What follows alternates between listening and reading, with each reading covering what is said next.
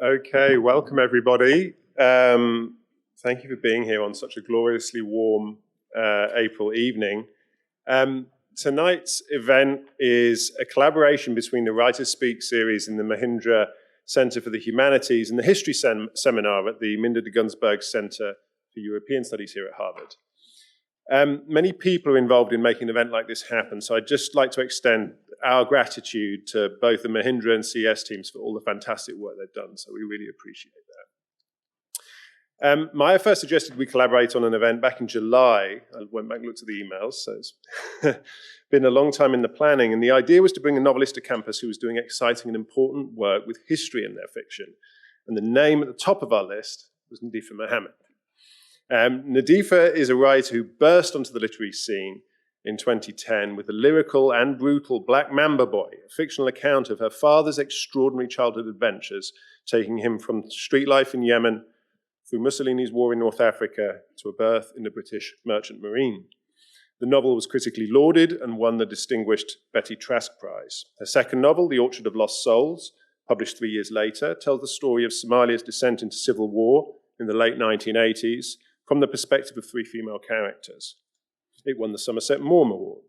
Her third novel, published in 2021, is The Fortune Men, based on the true story of Mahmoud Hussein Matan, a Somali British merchant seaman who was executed in 1952 after being wrongly convicted of murder.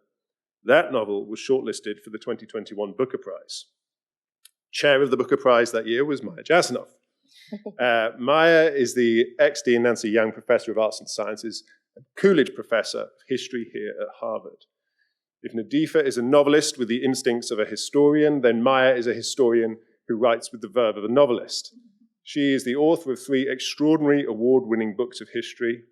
In Edge of Empire, published in 2005, she illuminated the history of the British Empire by exploring the perspectives of art collectors, winning the Duff Cooper Prize. Her 2011 book, Liberty's Exiles, is a global history of the loyalists who fled revolutionary America and resettled in Canada, the Caribbean, Britain, Sierra Leone, among other places.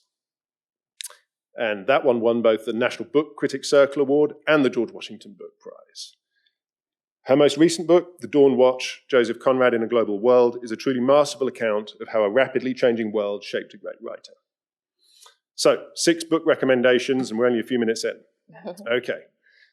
Before we get started, I want you to let you know that Nadifa and Maya will have a conversation, and then at the end of that, there'll be an opportunity for some audience questions. But if you could sort of raise your hand and wait for the mic to come to you so that everybody can clearly hear your question, that would be hugely appreciated. Without much further ado, over to Maya and Nadifa. Thank you.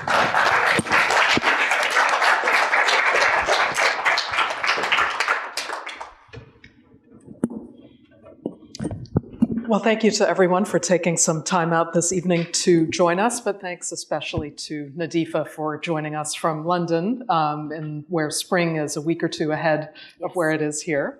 And actually, let me also just echo my thanks to everyone from CES and the Mahindra Center for making this happen. So, Nadifa, as you've heard from Duncan just now, we've been thinking for a long time about your visit, and one of the things I hope we'll be able to get into over the course of our conversation this evening are the various ways that you as a novelist approach history. I thought we might begin by talking about the inspiration for The Fortune Men, your most recent novel, and I wondered if you could tell us a little bit about how you came across the true story that's behind this novel. Thank you, Maya, and thank you to everyone who's turned up tonight. The weather is great competition, but I'm glad I won out for some of you. And thank you to the Mahindra Center for inviting me.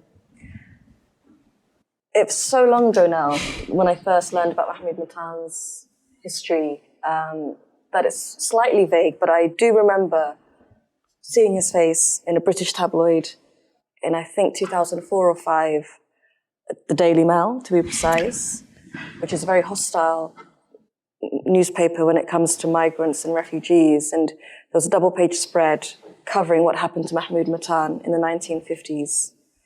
This was after his conviction had already been quashed. But it was presented in quite a romantic way, you know, the love affair, almost a Romeo and Juliet affair between him and his Welsh wife, and the police concocting this case against him, which was then overturned 40-something years later. So the story stayed with you, obviously from even further back than you can remember. What was it that made you think, right, now's the time to write a novel about this? I never really left it alone, so I didn't intend. I intended at first to make a film about Mahmoud Matan. I was working for a film company after university, and after that job came to an end, the desire to write creatively was there, but not with any shape or form, really. But this story grabbed me from the beginning. I thought this would make an amazing film.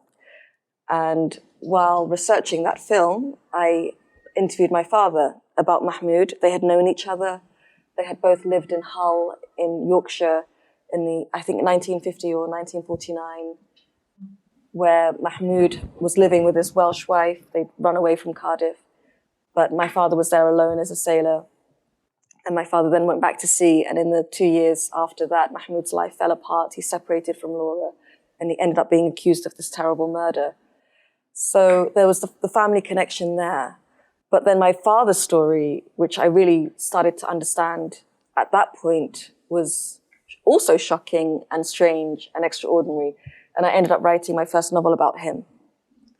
And then writing another novel set in Somalia in the 1980s. So I drifted away from Mahmoud Matan's life, but I never fully left it alone. And I remember regularly just Googling him, Googling the family, seeing what was going on. There was one tragedy after another. And little bits of information started to seep out about what happened in the 1950s. But it wasn't until 2005, after my father passed away, that I think I really wanted to reconnect with that world that he was part of. It was probably a form of mourning and a way of keeping him alive, because I went back into his world of these sailors, the sailor communities in London and Cardiff, these old men that knew him, with their, bundled up in these community centres with the Somali TV on in the background. And it was a balm. It really did help me get through that period.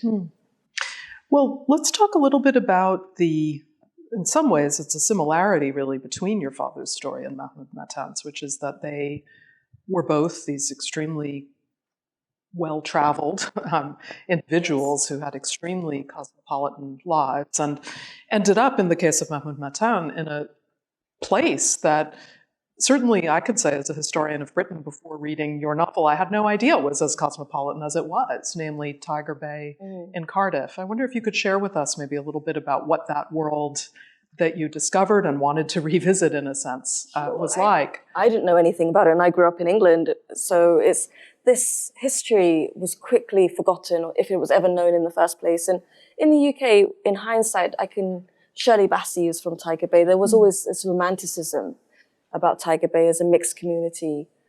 But by the 80s, 90s, it had really fallen into being a ghetto, in inverted commas, with drug issues. I think for a while, the poorest ward in the whole of the EU. It was very deprived. And the fact that it had once been a super cosmopolitan and busy and wealthy port. I think at one point it was the busiest port in the world in the 19th century, had been forgotten. And the Somalis were an essential part of that world. They were there after the opening of the Suez Canal, along with the Yemenis, and they made up the bulk of the coloured community, as it was. We spoke a little bit about passages that you might read, and I know that the description of Tiger Bay was one that we shared. So I wonder if you could share that with the audience in the room. So this is from very early on in the novel, when Mahmoud is wandering. He's a night wanderer. He likes to consider himself someone who slips through unseen, but observes everything. The docks in Butte Town cover only a square mile, but for Mahmoud and his neighbours, it's a metropolis. Raised up from marshland the century before, a Scottish aristocrat built the docks and named the streets after his relatives. Mahmoud had heard a rumour that the world's first £1 million cheque was signed at the coal exchange. Even now, in the morning, a different calibre of men come bowler-hatted to work at the Mercantile Marine Office or the Custom House. At both the Marine Office and Seamen's Union, you know which door to use if you don't want trouble. And this goes for the labouring white man as well as black. Beyond the financial district, the neighbourhood is for everyone, all of them hemmed in and pushed close by the railway tracks and canals cutting them off from the rest of Cardiff. A maze of short bridges, canal locks and tram lines confused the new visitor. Just before his time, Somali sailors would wear the address of their lodging house on a board around their neck so that passers-by could help navigate them. The canals are a playground to young children, and once, when two went missing, Mahmoud had spent a blue, insomniac night searching the muddy water for any sight of them. They had been found in the morning, one white, one black, both drowned. But his boys are still too young to go wandering, alhamdulillah. One day, when they are older, he will show them around this port town with its Norwegian church and kosher abattoir, its cranes, booms and smoking chimneys, its timber ponds, creosote works and cattle yards, its three broad thoroughfares, Bute Street, James Street, Stewart Street, crisscrossed with ever-narrowing terraces, the flags and funnels of the world's shipping fleets crowding the pierheads and sprawling across the dock basins. Mahmoud silently plans the future, but now, defeated by the icy chill sneaking itself through the gaps between his coat buttons, he decides against another night of poker and heads home to Adamsdown, where the real fire in his life burns. Thank you. In many ways, this book feels like a mirror to Black Mamba Boy, the book about your father. It's almost a what if. And I'm wondering, based on what you said earlier about how this story was a way for you to reconnect with your father after his death, if there's a way in which writing this made you think differently about the possibilities, opportunities, and also real perils that a man like your father was undertaking in his life. Definitely, and I think it's an interesting question for history as well, which is the way that someone perceives their life in its details and its emotional impact is very different from the way an observer might looking at the raw facts of their life. So my father saw himself as an adventurer, a very lucky man, a man of the world, global citizen, and all of the peril and dangers, which he was very aware of, that he passed through and survived, became part of his kind of romanticism about himself, the thing that he wanted to celebrate and pass on. But reading Mahmoud's story, which is obviously much more tragic, but also very similar in many ways. They're from the same home city, same as me, Hargeisa. They travelled across Africa, both to join the Merchant Navy, my father to Egypt and Mahmoud to South Africa, passing through zones where the life of an African young man meant nothing, really. Neither of them fought. Actually, my dad did. I forgot, my father did fight in the Second World War as a child soldier in the Italian army. Mahmoud didn't, and Mahmoud was from a much more privileged background. And I think that privilege undermined his ability to survive, where my father was more risk-averse and more wary. Mahmoud kept throwing himself into situations that were risky and didn't understand the danger he was in until it was too late.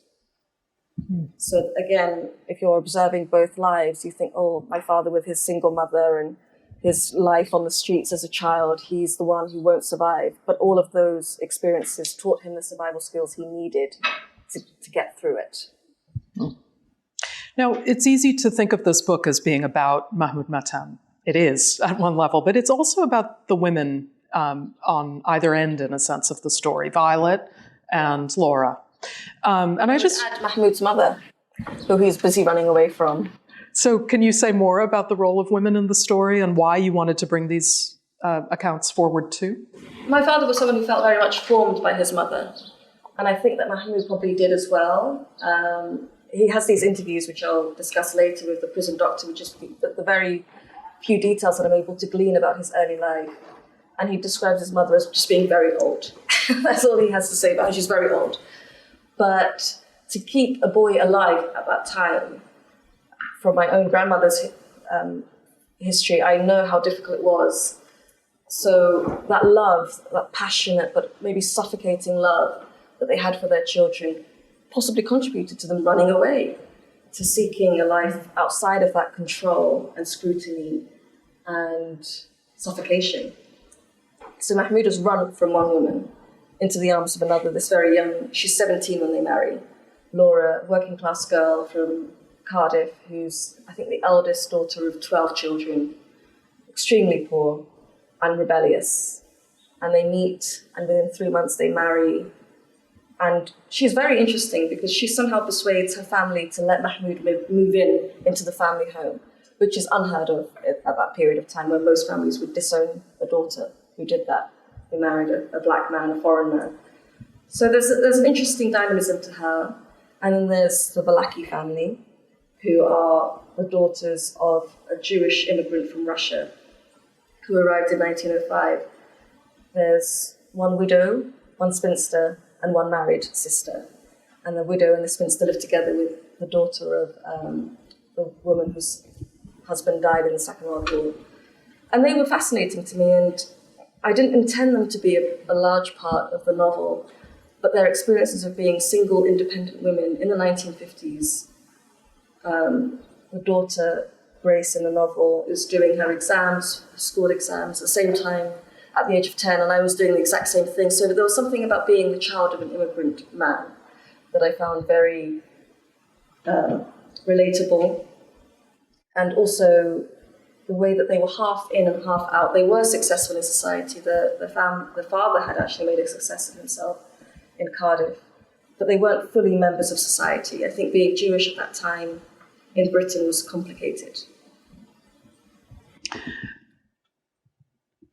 We've touched in various ways on the kind of the true stories behind all of this, because, you know, a lot of these characters, I know you changed the name of Violet, but these are real characters, real people. I wonder if we could shift a little bit to talking about some of the process behind this, the research, the method of storytelling, et cetera. So you mentioned already that you came across the story in, of all places, the Daily Mail, which I just find astonishing, and that you kept on sort of Googling over time. But can you first share a little bit about just sort of what you were even finding and why Google was a place to go for this story?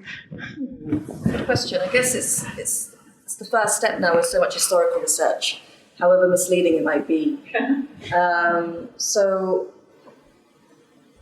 the family kept making news. So after the acquittal, they wouldn't call it acquittal, after Mahmoud's conviction was quashed in 1908, then there was a long period of time where the family was speaking to the press and waiting for their compensation to arrive. And the British state, which had been already so hostile to their campaign to clear Mahmoud's name, dragged this out and made it very ugly and calculated how much money he would have earned as a stoker over his working life and deducted how much they spent on him while he was in prison. It was a really crude process. And eventually they received money, but it was too late for that family. The harm had been done. The sons, there were 3 sons, and each of them died one by one of alcoholism, homelessness, of despair, I think, and of grief. One of them was found dead on a Scottish beach and was not identified for a month. So the family kept reappearing in the press, and eventually Laura died. And I didn't expect to immerse myself in the story, so I would just glean whatever the papers had said or whatever interviews the family had done with the newspapers. But I was lucky that in 2015, another researcher had got the National Archives to open the case file early. So in the UK, you normally have to wait 70 years for a case to be, any of their archives really, to be opened, longer if it involves a royal family or something important. So I went to the National Archives, not very far from my house at all, and there was this thick file that began with the very first interviews with Mahmoud and the police and ended with the last bits of bureaucracy before his execution. what suit will he wear? Does the pawn shop where the suit was reclaimed from want the suit returned to them after he's killed or not? Really brutal stuff.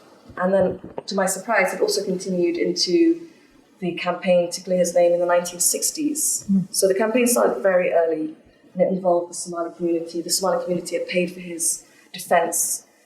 He was entitled to legal aid as someone who didn't have much money at all, but they paid for his solicitor, they paid for the barrister, they paid for the appeals process, and later on they were also involved in the campaign to clear his name. And reading the file as a novelist, I was surprised at how convincing it was. That even after, this was now 50 years plus, after his execution, the police had created this fiction that made you believe he was guilty. And I knew he wasn't, but I still believed he was. And part of it was also that he was not the kind of character I expected to find. In the newspapers, they've made him seem very simple and innocent. They fell into that narrative of wanting him to be as childlike as possible to make the crime against him so terrible. But in the archive, he's abrasive and aggressive and difficult and confusing. And that's not what I expected to find. And I kept sort of thinking, why is he making his own case so difficult? Why is he not telling the police where he was? He had an alibi. He didn't commit this crime. So why is he not telling them where he was and finding a way to establish that truth? And later on, I think I started to understand that he's a man who's been broken down by his 5-6 years in the UK.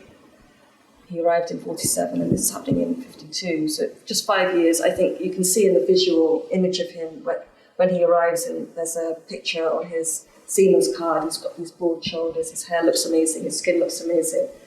And then in prison, he's a shadow of himself. And that, I think, physical change also reflects psychological transformation of him losing his confidence, losing his ability to he never loses his self-respect, but I think he has lost his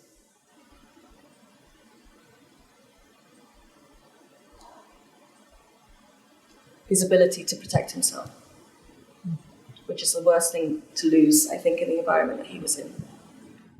So you have a newspaper account that gets you hooked. You have, and its sequels, you have an archive, a record from the state, which surprises you both for its fiction and for its truth in terms of giving you a more complex picture of this man.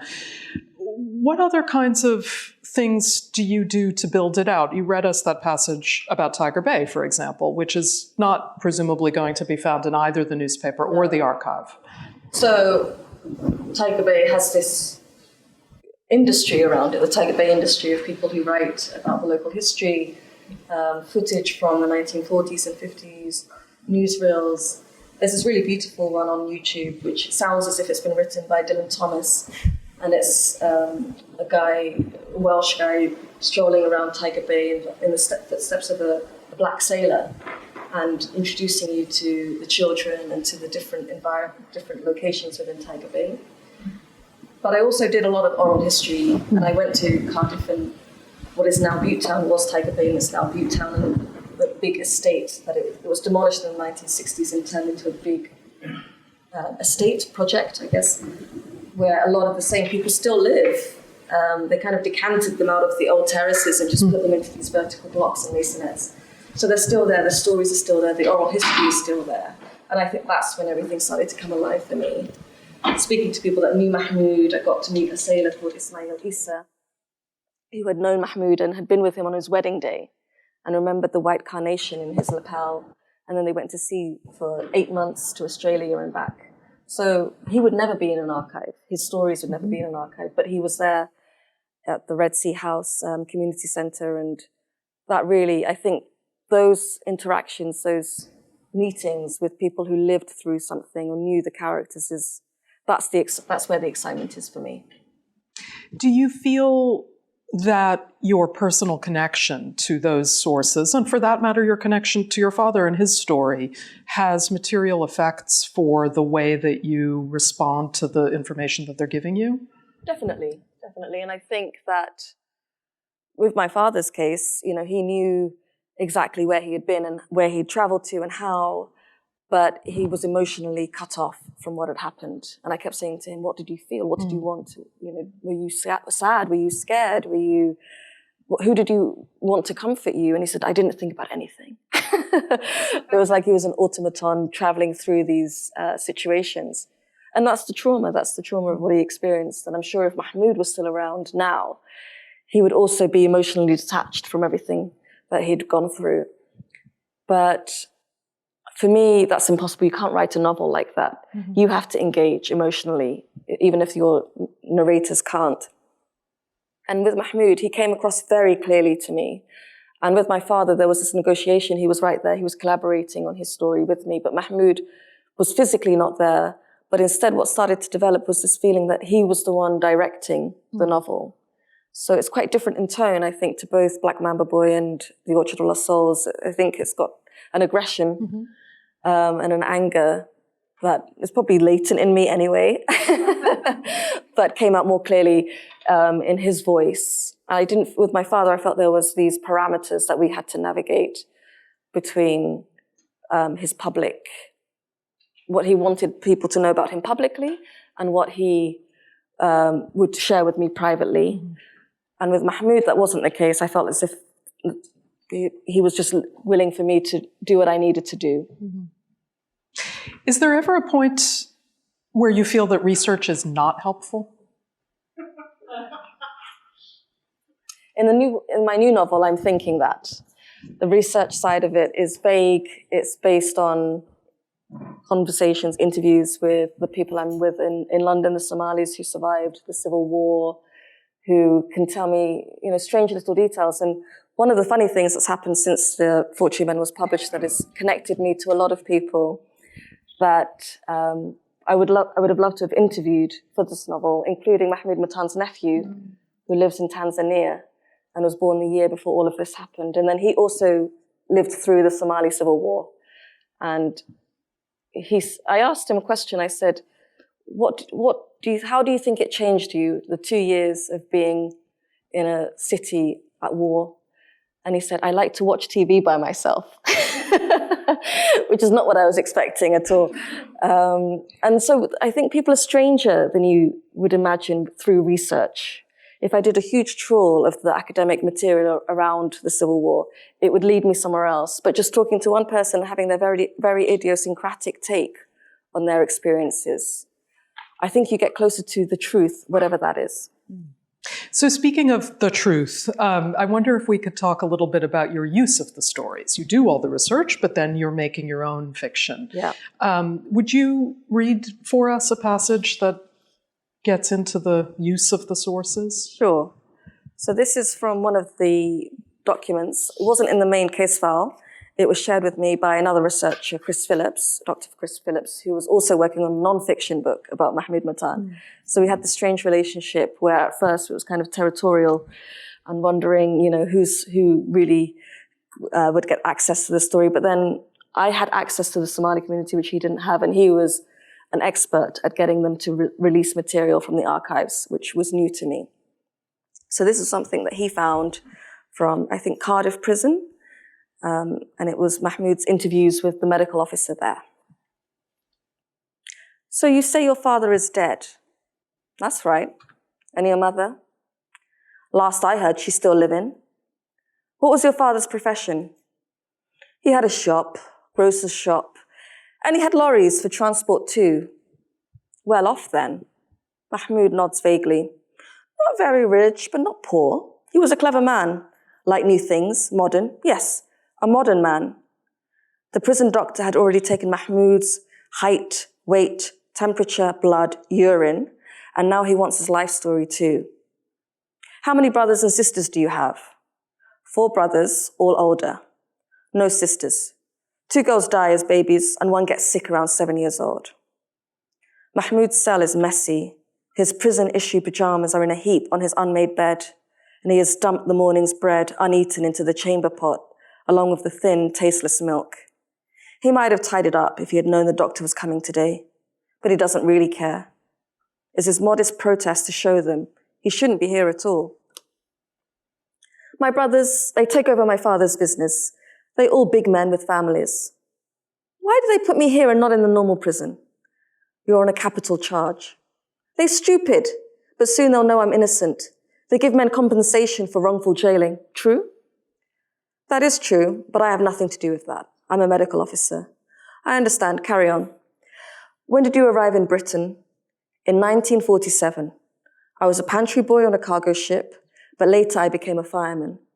Can you read or write English? No. I only go to religious school in my country. I can read the Quran. You read and write Arabic then? No, I just read the Quran. It's different. Not the same as Arabs right now. What languages can you speak? I know Somali, Arabic, English, Swahili, and a little Hindi. A bona fide polyglot. Mahmoud doesn't ask what he means, puts it down to white coat talk. Do you have any injuries or disabilities? Nothing. Just a problem here. His lashes flutter as he points a finger close to his right iris. When the sun is too hot, it looks like a small fly is in my eye. Happened at sea when burning coal hit me in the face. The doctor's handwriting disappoints Mahmoud. He might be illiterate, but he feels he can still judge good penmanship from bad. What you write down? Blowback from furnace caused small vision impairment. Blowback from furnace caused small vision impairment. Yes, that's nice. Mahmoud prefers the doctor to the screws. He finds them both oafish and overly sensitive. They cry over every little thing and report him to the governor. The young doctor is calm and handsome, wears a nice tie and cufflinks. He waits expectantly as Mahmoud answers his questions and seems intrigued by his replies. Have you ever had tuberculosis? No, but they keep the ship so cramped and dirty, it'd be a miracle. The doctor hesitates and then asks, have you ever been diagnosed with syphilis, gonorrhea, or any other venereal disease? Mahmoud leans back and almost shouts, no, what you take me for? Have you or any family member experienced fits, hallucinations, psychosis, or mental illness? We are and always have been sane, thanks be to God. Any nervous trouble, such as bedwetting, nail biting, fear of the dark, irrational fears. Mahmoud rolls his eyes so hard the doctor smiles. You mean to tell me that men come to prison who are scared of dark and can wet their beds? We get all sorts here. Man, that make me wonder about this bed I'm sitting on. Mahmoud laughs and makes a show of checking the bedding beneath him. What marvelous teeth you have, the doctor exclaims. Mahmoud clamps his mouth shut, embarrassed. He doesn't like white people talking about his teeth because it's something they only compliment coloreds on, as if it's some kind of miracle that they have something beautiful about them. What are you writing now? The doctor finishes the sentence before looking up with his warm brown eyes and replying, a healthy Negroid individual, active, in good health, with excellent teeth. So there you have a document that has been provided to you from an archive, but here we have your retelling of this. Where is it you? Where is it the document? How do you think about that? So the details, including that last passage that the doctor wrote down, is from the archive. It's from that document. So I've had to think, what would Mahmoud think, and what would his personality be like when he's being interviewed by this doctor? And it's quite shocking to be asked about your venereal diseases, your family history of psychosis, by this stranger in an environment that makes you very uncomfortable because you shouldn't be in a prison on a murder charge. It was really complicated, and I had fun with this scene because I think Mahmoud was still unbroken by the situation he was in. He still thought he'd just be in there for a couple of weeks, 4 weeks, and then get his nice compensation and go home. So it was weird unpicking these real words, these real details, but then transposing them into a different emotional space. Well, speaking of real words, we were talking about the language. Obviously we all who work with historical documents deal with ways of referring to other people that wouldn't enter our heads and don't want to exit our keyboards or mouths. Exactly, yes. How do you think about even those, just almost, if language is creating a worldview, how do you deal with that irreconcilability of theirs and yours? Well, I think that's what makes documents like this so important and disturbing, because the doctor, in many ways, is fair, generous. He doesn't really care what charge Mahmoud is on. He's not guilty of any violence, to my knowledge, towards Mahmoud. He's there for his well-being, even though the system is there to also take his life, if that's what the courts decide. So that last sentence, which is from the doctor about Mahmoud being a healthy Negroid individual with great teeth, it's the language of eugenics, it's the language of race science, it's the language of a system that the West had put in place to destroy, to categorize, make use of, and potentially destroy men like Mahmoud. And it was present there in that small room in Cardiff in 1952. So I thought I found it shocking when I first read it, but it was then important for me to unpick exactly what's going on here, because I'm sure the doctor was thinking that he's just using scientific language, the language of his day, of the time, but it concealed, or it avoided, I think, the understanding of what that language and what that way of thinking had created, the world that it had created. I'm struck that we're talking about the recreation of the past, but the book is written in the present tense, which is not how Black Mamba Boy, for example, is written. No. So what went into your choice about that? Was that did you start writing it in the present tense? It was automatic. It just always felt that way to you. Automatic, to the point where I was able to almost forget what the ending was, because I was so much in the present with Mahmoud, and I was enjoying being with him. I was enjoying the world that he lived, which was similar to me in some respects and then very different in another way. I think him being a man allowed a freedom to his life that is different to mine. Walking around at 2 o'clock in the morning with no real concern for his safety, it was a nice thing for me to allow myself. The way that he was able to travel across the world, even though he wasn't completely, when he's in America, I think they did feel a real sense of threat. My father told me about experiences that he had in the Deep South, I think, and the rumor mill, one person experienced this and they would pass it on, all of that. So, and also one thing that kept coming out to me was how Mahmoud is a man, and in some respects very conscious and overcompensating about his masculinity, but then being a black man was also a feminizing experience, where in Cardiff he was aware at times of his personal safety. On rugby nights, rugby days, when people are drunk and hostile, the men are drunk and hostile. And there's also a point, and I sometimes forget what I added and what I read, but it was quite common for young black immigrant men to be propositioned for sex by men, women, all sorts, couples. And that's a very particular experience as well. And it's something that The Lonely Londoners picks up on in the 1950s in London. So that I was really interested in playing, or not even playing, I think, in inhabiting the ways that Mahmoud lived his gender. Tense leads me also to think about the role of suspense in the book. And you just mentioned that sometimes you could write and kind of forget about what was happening. One of the challenges for historians is often that people know what happened in the end. So how do you create suspense, right? Was that something that you were thinking about as you were writing? I think I probably told myself to think about it at the beginning and then forgot. And I think this could have been written as a thriller, I think, or as a crime novel with a very different tension to it. My point was never to hide really what happens. It wasn't a gotcha moment that he's found guilty, because you can Google him and know very quickly what happened. So the ending wasn't the priority. It was more, how did that happen?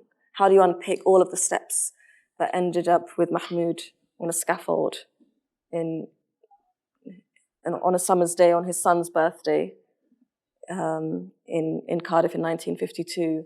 And that was the complication. And I made choices automatically that I don't think he would make if you were too concerned with tensions, such as his time in prison is largely spent in his backstory and his life story and how he ended up in Cardiff in the first place. Yeah, if I may say, I mean, I think that the present tense actually really helps the feeling of the immediacy and not knowing of the future, right? Yes. And because it's not closed. Yes, and he was a man who lived in the moment. Yeah.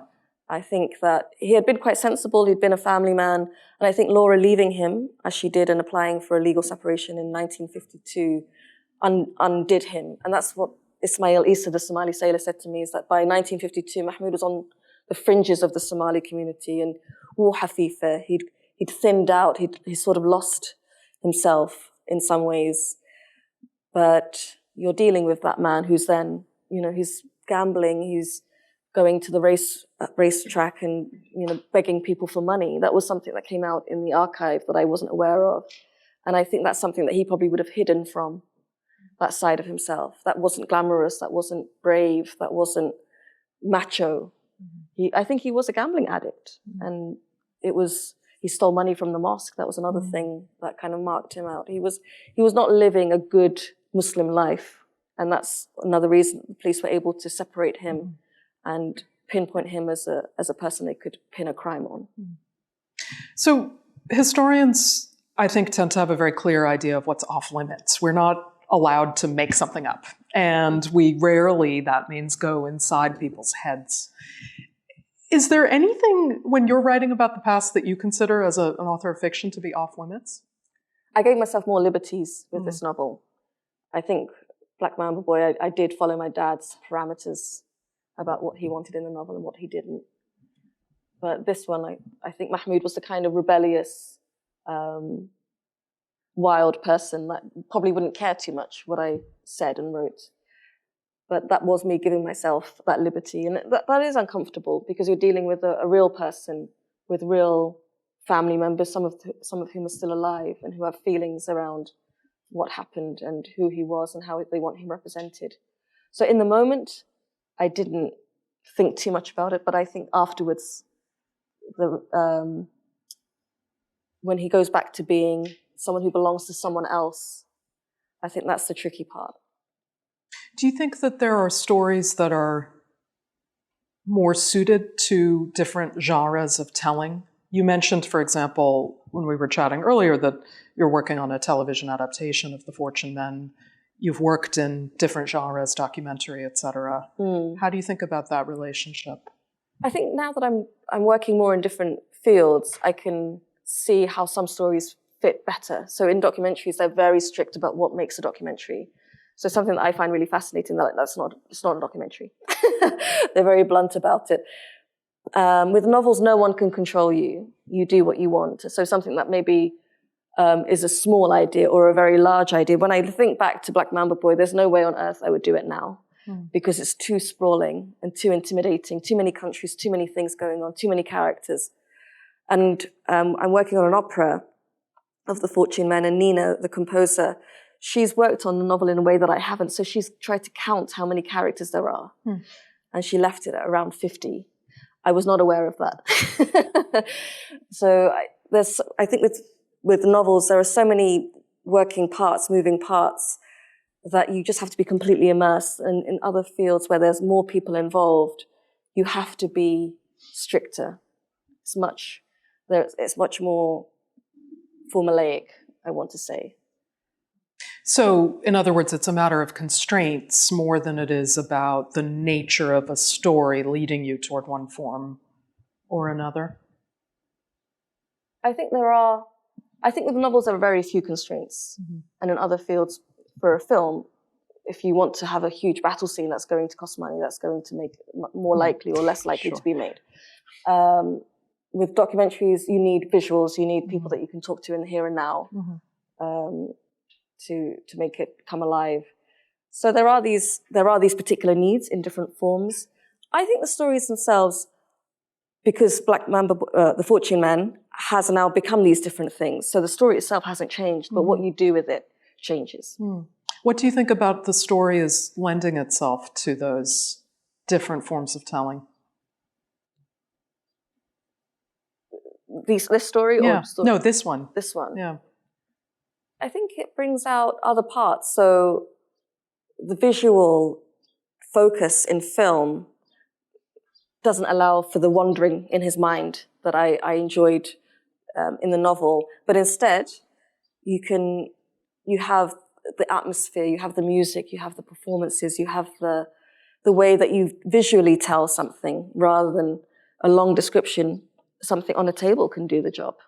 You know, it's quite clever. So I discuss what's going on in Kenya at the same time in the 1950s, because that panic, I guess, of the empire falling apart, these men who are, you know, committing these bloody atrocities in their minds in Kenya and committing, you know, blood oath rites and black magic and all that kind of stuff that was going on in the British newspapers. Just having that on a spread of newspapers on a table in the police station says so much. And in a novel, you have to really break that down. Interesting.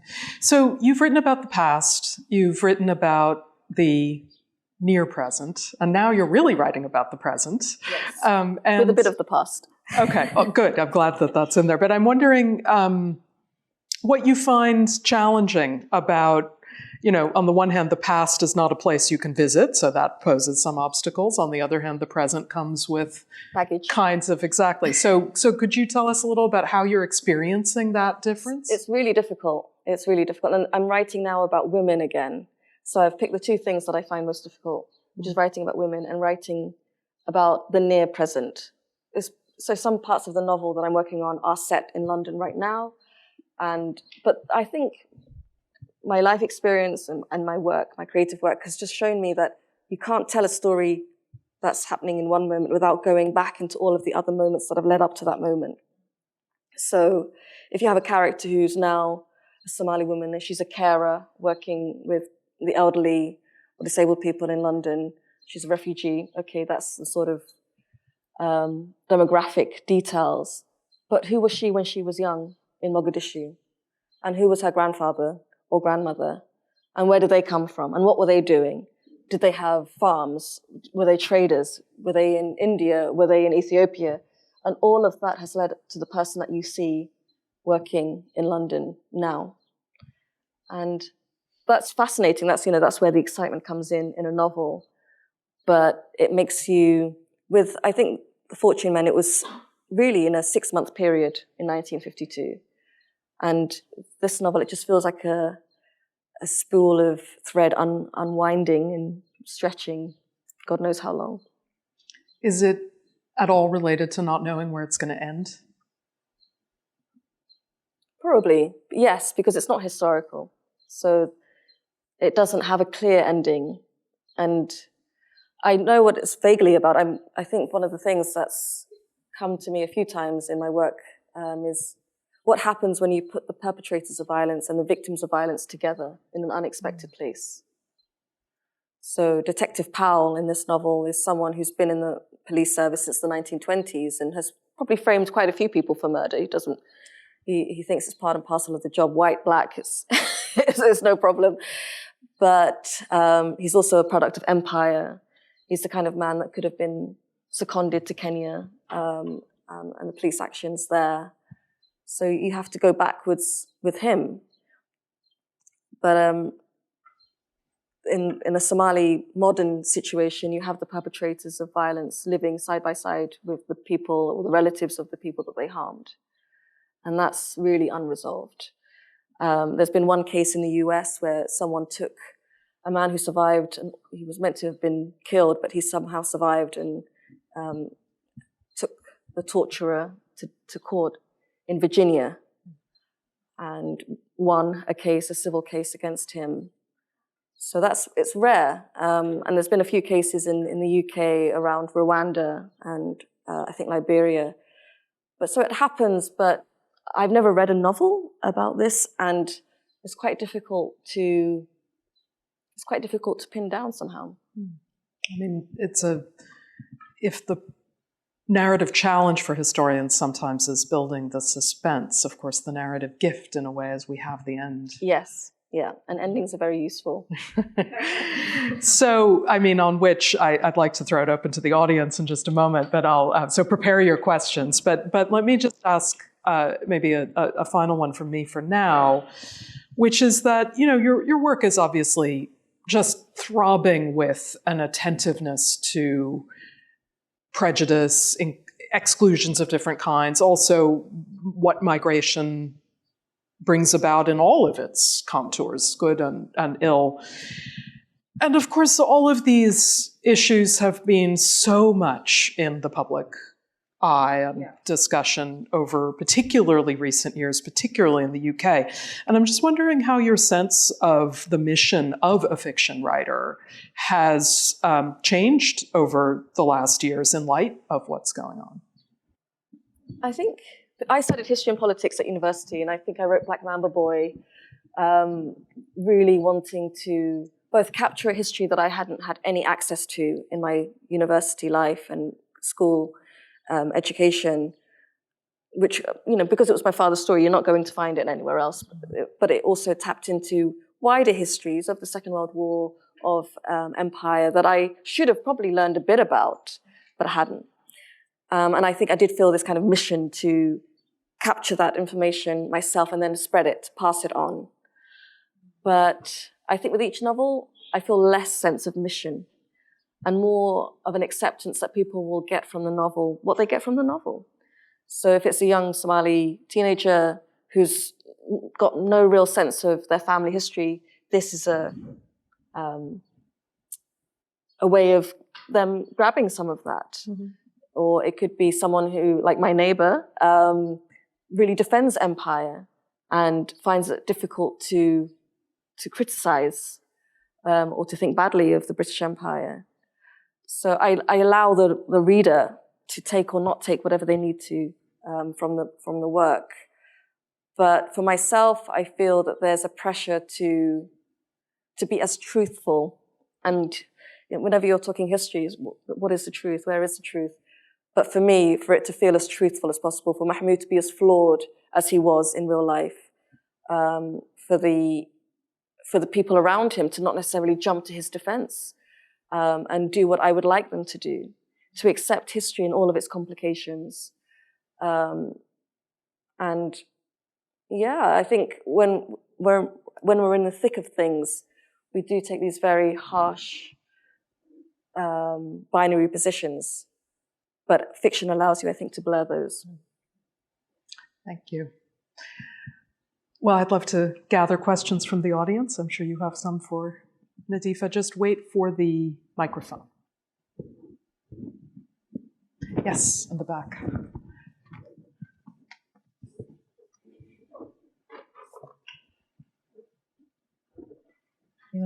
Hi, I'm Shay. I'm a third-year PhD student in the history department. So my question is, how do you deal with and this goes off of Professor Jasanoff's last question, how do you deal with the different perceptions of the different races that are in your book, and what sort of process did you go through to evaluate those things? So for example, I actually started listening to The Fortune Man through the audiobook, and the narrator was able to sort of mimic the perspective changes through changes in accents and different tones and things of that sort. But then I was like, no, I need to switch to reading the physical book, because there's something that actually happens textually on the page as well that shows that there's the italicizing of how Jewish people talked about Black people at this time, or how Arabs were characterized through the lens of Somali people. So I'm just interested in that process of trying to understand not only perception of different races at this time, but also how these characters are growing by virtue of living in this very cosmopolitan, very imperial space at the same time. Thank you. Thank you. Do you want to do it one by one? Yeah. Okay, thank you for the question. It's making me think. That's probably one of the tricky things about this novel is how do you communicate bigotries, stereotypes, hostilities between people without seeming to replicate, reinforce, defend those bigotries and stereotypes. Especially because I think when people live in a very cosmopolitan neighborhood, there's an intimacy that grows. And some of that intimacy can also lead to conflict. So Mahmoud is living at this time, when the novel begins, in a boarding house with non-Somali black men, West African and West Indian, and there's a lot of hostility. And two of them end up being prosecution witnesses against him. And they don't like each other at all, and it taps into some of the wider resentment between Somalis and other black immigrant groups, both then and possibly even now. So I wanted to get that across, that you can't obscure that. You can't prettify it. But I also don't want to seem as if I'm reinforcing the stuff that he may be saying against those groups.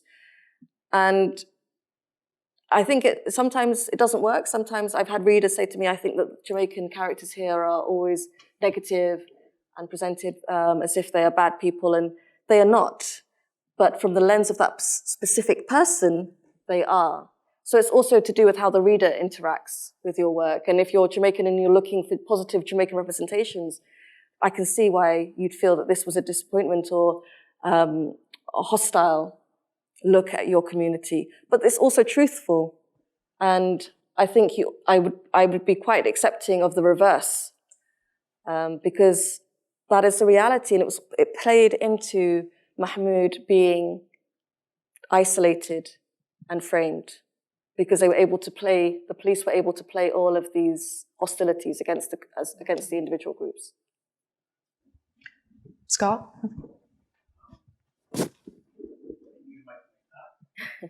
Scott visiting here at CS in History from Tel Aviv for the year on sabbatical. Thanks for just a great evening, a great discussion. So many questions. I have to choose one or two. I want to get back a little bit to one of the questions that Maya asked. Is there something in common to these stories you're drawn to? Are these different books you're drawn to? Are they leading you to some kind of larger goal? Is there a connection between maybe your larger goal as a writer and the stories you're choosing, or the stories choosing you? Not to be too literary, et cetera. And from Maya, I can't help but ask him, you brought this together with the different centers here, this kind of meeting between history and literature. So why? What do you think we at an academic institution can learn from people who write historical fiction or literature? And what are we missing what are the historical guild, what are we missing? Because of all the different genres Nadifa's toying with, historical fiction, documentaries, opera, she's not toying with history. So what's drawing you to literature and fiction as well? Okay, to answer the first part of your question, I think there is. I'm not sure what the wider project is, what it will end up being. I don't know how many novels I have in me, but I can see themes, and it's to do with outsiders. So the Valaki family are outsiders in many respects. Mahmoud is Jama in Black Mamba Boy, my first novel, is an outsider. The three women in The Orchard of Lost Souls are. And there's something, I think, about not fitting in neatly anywhere that keeps drawing me back, and how people form themselves, especially in societies on the edge of collapse. Does that then usurp this cosmopolitan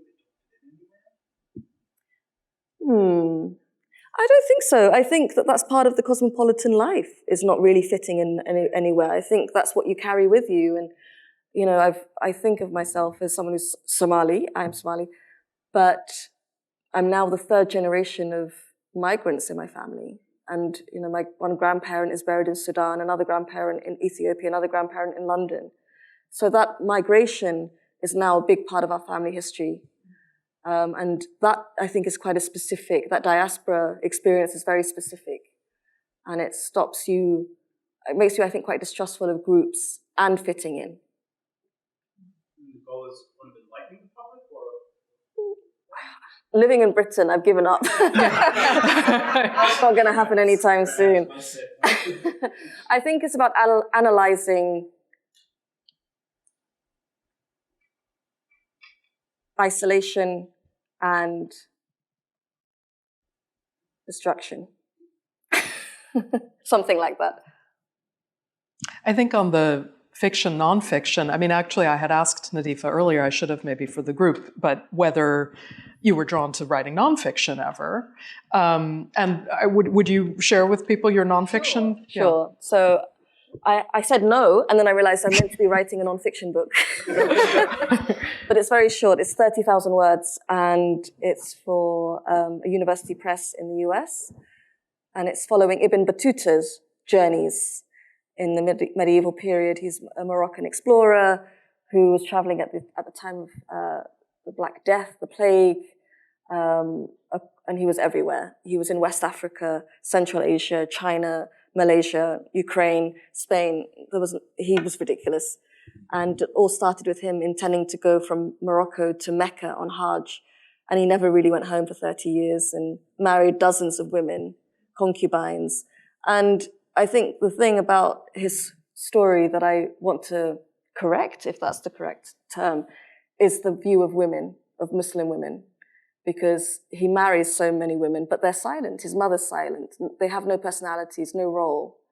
So I'm following some of his journeys, but only speaking to women, only looking at the stories of women in these countries.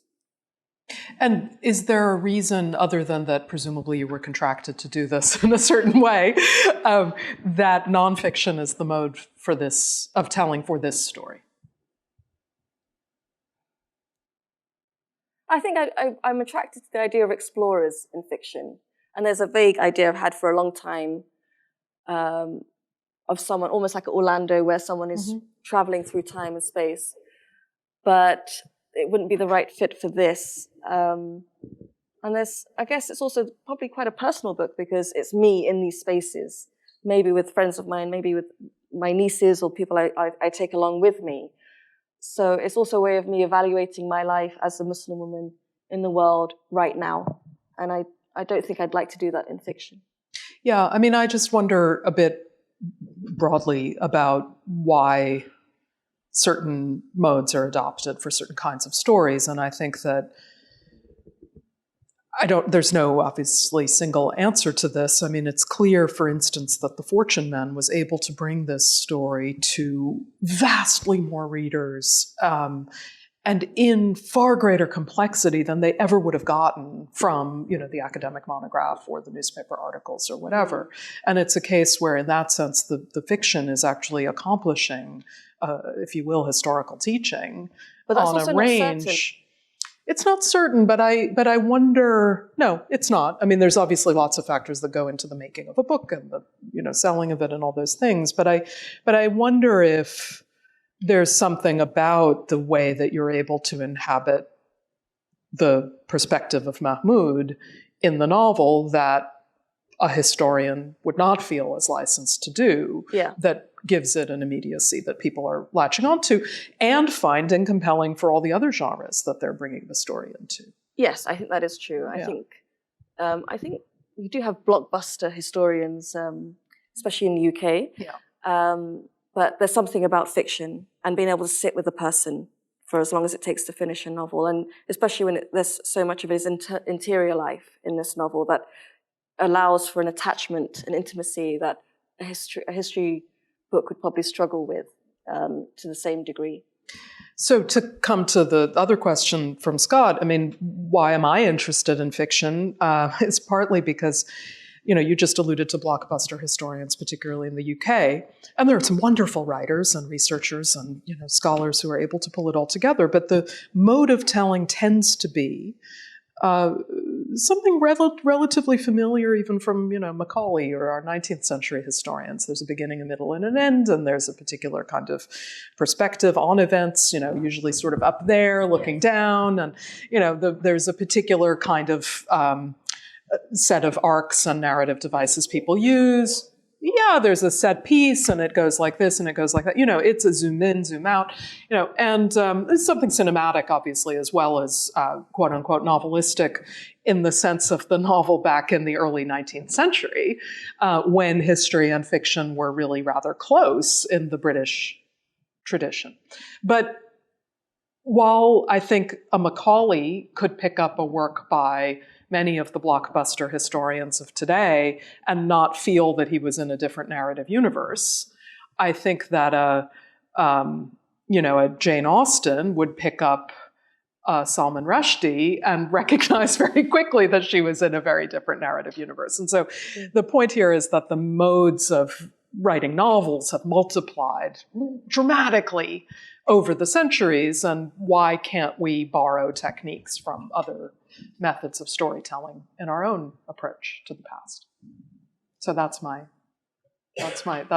invitation to you and my peers. Yeah, Sudarshana.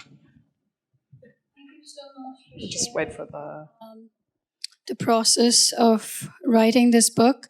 I've been wondering, were there sources that you felt compelled to include in the telling of this narrative, given that there was clearly a strong sense of ethical responsibility in telling the story? The story was really meaningful to you. So looking back on the process of writing, do you remember something that you left out that you wish you hadn't, or something that you included that you're really glad you kept in? So that's the first. And the second question is maybe a tad sentimental, but I'm a fifth-year student, by the way. Sorry, I completely forgot to introduce myself. My name is Sudarshana. I'm a fifth-year student in the history department. And I spent some months at the National Archives in Kew doing research. And I would come back to my flat really quite broken from the day of looking at these documents. There's a myth of sort of this rational detachment in our discipline, but it is a myth. I think everyone knows it's a myth. And so when you are immersed, especially as a creative writer, I imagine that it can also be really painful in sort of reliving traumas, especially where there's a familial connection. How did you protect against the rage of reading these documents and navigating the world as a reasonable human being at the end of the day? I kept the rage. And it was really interesting that I think the first review of Black Mamba, of The Fortune Men in the UK said it was a novel on fire.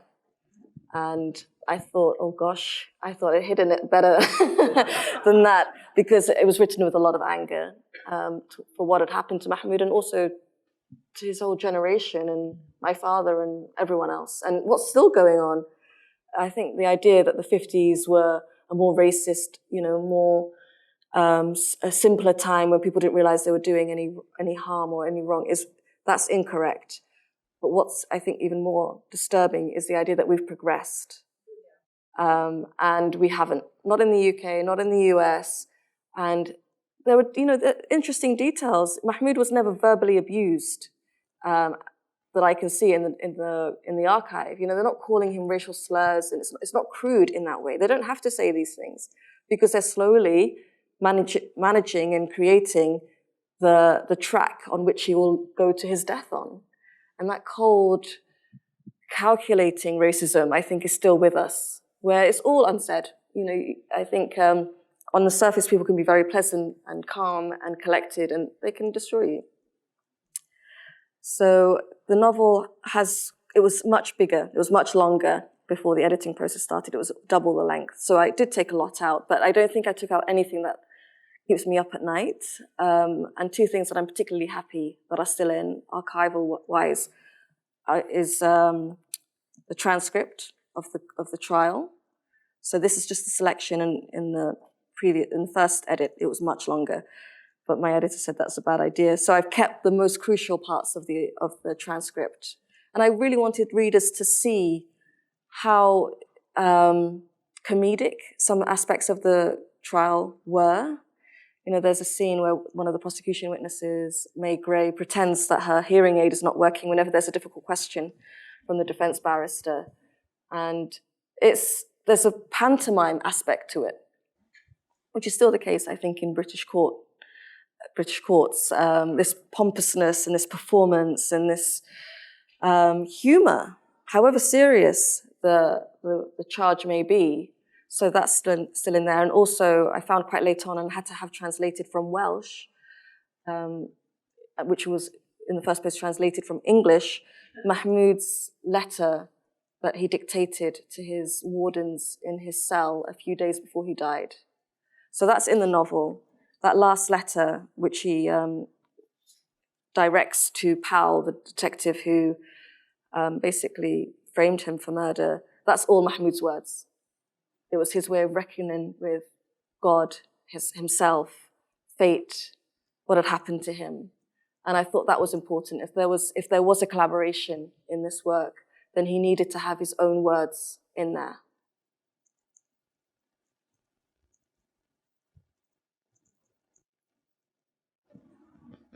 Yes. Just wait for the microphone to make its way.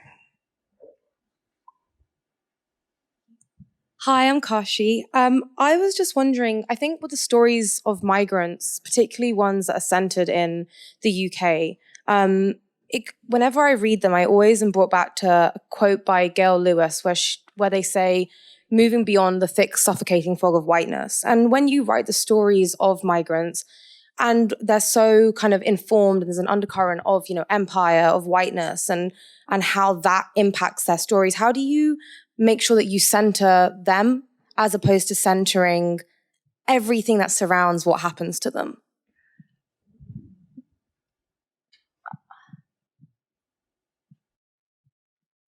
How do you do it?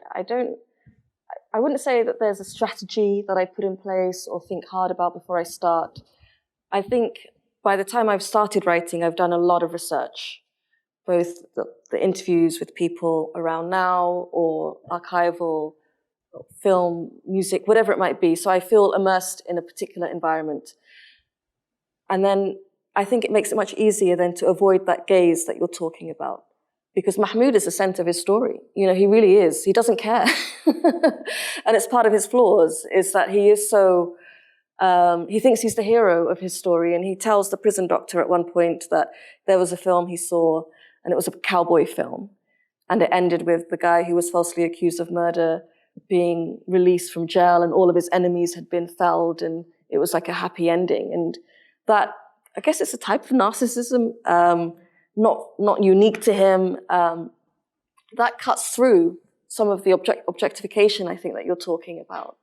So you have to allow characters to really stretch their wings and be narcissistic and be, they have their own views on the world. Mahmoud has come to England, come to Wales after traveling across the world. He speaks 5 languages. Who is he? Who are they to say anything to him? He's carrying that attitude with him. So when he sees the police, he doesn't respect them. He doesn't think that they are an authority that he must bow down to. And that enrages them. So it's a strange twist of fate that Mahmoud was one of a group of Somali men convicted of murder around this period of time. And despite having the weakest evidence against him, he was the only one to be hanged. And the others were all given commuted sentences. And one of them shot 5 white men in Sheffield. And, spent a year in jail and then went home to Somaliland. So there was something about him and his attitude and his opposition to their authority and their power that made them want to destroy him. And that was interesting because when I found out that there were all of these other cases where their fate was much easier, it made me then focus in on Mahmoud and his choices and his character. Do you think his marriage had anything to do with that? Laura said that he wanted to be British, that he was always trying to pick up British habits, English habits. I'm not quite sure exactly what she meant. That I think she said, this is what she said, she thinks that sometimes he forgot he was a black man, which is a really interesting phrase. And I think she meant that he sometimes forgot the limitations that were imposed on him as a black man. Yeah. And that's interesting. Yeah. And I do think that goes back to his privileged background. I think he's a little bit, in my imagination, he's a little bit snooty towards the other Somali sailors who came from much harder backgrounds. So that class and status difference also changes his reaction to this colonial system that he's part of.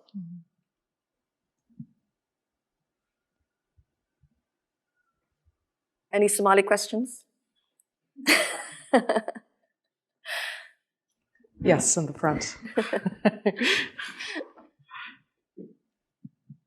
Hi, Nadifa. My name is Abdurrahman. I'm also a Somali like you. I live here in Boston over 40 years.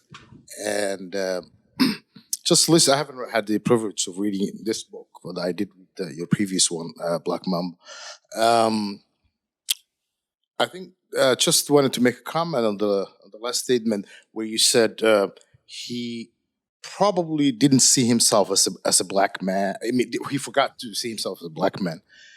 Well, that made me think, when I came here to Boston 1979, summer of 1979, first time I've heard of the word racism. I had no clue what racism is. Because when you come from a background where 100% of the people that you are dealing with are of the same race, and you never lived or did business with, or with any other races, you kind of don't have any clue. So I can just imagine that was 52 in the early 50s and late 40s. I'm here in Boston in the early 80s, and some of the things that we used to do now that I've grown, I've learned, and went to university and all that, it was quite risky. It was quite dangerous. So it just made me think about that. And I don't know if that's the case with the young, with the Somali people that came to England as immigrants coming from Somalia to and how they have no clue what at the beginning. And you've reminded me of something actually, which is that Somaliland, in British Somaliland as it was, and there was Italian Somaliland, French Somaliland, British Somaliland inhabited a weird place in the colonial structure where it was actually ruled from India. And Somalis knew that if they were ruled from Kenya, just say, along with the rest of East Africa, that there would be a different engagement with the colonial authorities, a worse engagement. So in Kenya, the Somalis really wanted to resist being classed as Africans because of all of the rights that they would lose in the process. So that it was a murky, racialized world that they were coming from. And also, Somalis probably didn't even self-identify as Somali first. They were their clan first, and then Somali.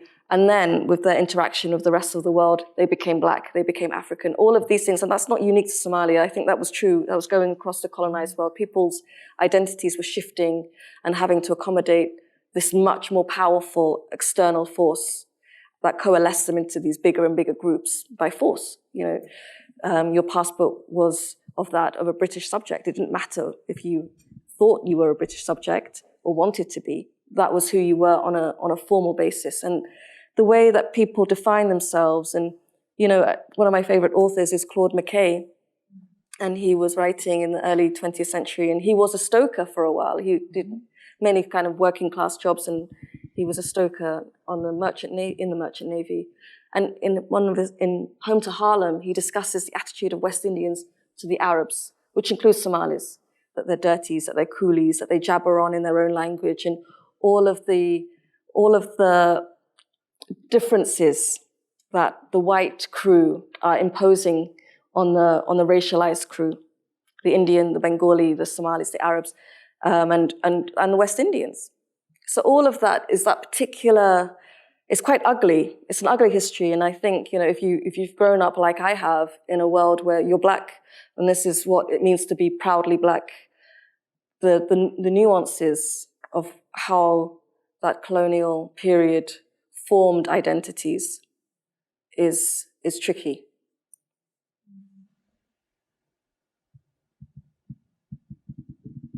Well, this is a tricky time in both your country or countries and ours. And I appreciate your sharing with us your insights into it. It's been a pleasure. Thank you. Thank you very much.